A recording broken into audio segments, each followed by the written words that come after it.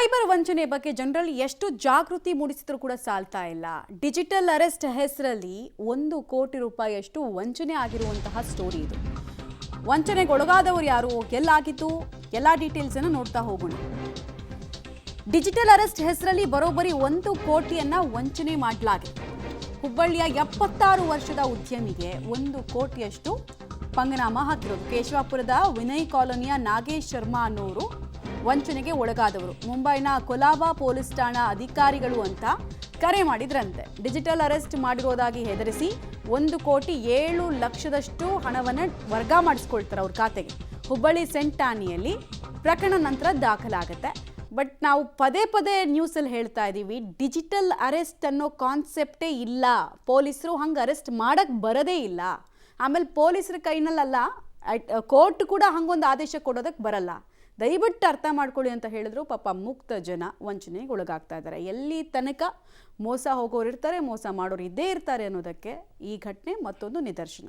ಆಮೇಲೆ ಹೆಂಗೆ ಯಾರೋ ಮುಂಬೈಯಿಂದ ಕಾಲ್ ಮಾಡ್ತಾರೆ ಅಂದ್ರೆ ನೀವು ಯಾಕೆ ಹೆದರ್ಕೊಳ್ಬೇಕು? ಆಮೇಲೆ ಕೆಲವ್ರನ್ನ ಹೆಂಗೆ ಯಾಮಾರಿಸ್ತಾರೆ ಅಂತಂದರೆ, ನಿಮ್ಮ ಕ್ರೆಡಿಟ್ ಕಾರ್ಡನ್ನು ಯಾರೋ ಬೇರೆಯವರು ಶಸ್ತ್ರಾಸ್ತ್ರಗಳು ಅಂದರೆ ಉಗ್ರವಾದಿಗಳು ಶಸ್ತ್ರಾಸ್ತ್ರಗಳ ಖರೀದಿ ಮಾಡೋದಕ್ಕೆ ಬಳಸಿದ್ದಾರೆ, ಹಾಗೆ ಹೀಗೆ ಅಂತೆಲ್ಲ ಹೆದರಿಸ್ಬಿಡ್ತಾರೆ.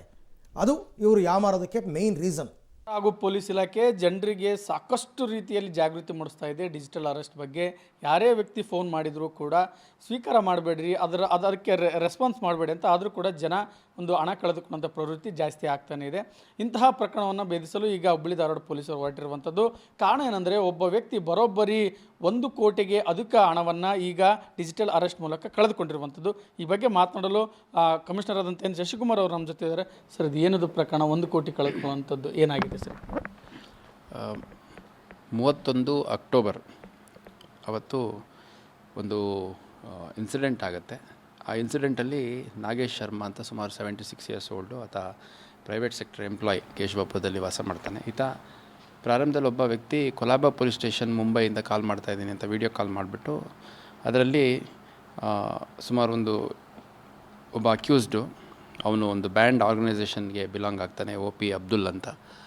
ಅವನ ಜೊತೆ ನಿಮ್ಮದು ಫೈನಾನ್ಷಿಯಲ್ ಟ್ರಾನ್ಸಾಕ್ಷನ್ ಇದೆ ಮತ್ತು ನಿಮಗೆ ನಿಕಟ ಸಂಪರ್ಕ ಇದೆ, ಹಾಗಾಗಿ ನೀವು ಕೂಡ ಒಂದು ಬ್ಯಾಂಡ್ ಆರ್ಗನೈಸೇಷನ್ ಮೆಂಬರ್ ಆಗ್ತೀರಿ ಅಂತೆಲ್ಲ ಬೆದರಿಸಿದ್ದಾನೆ.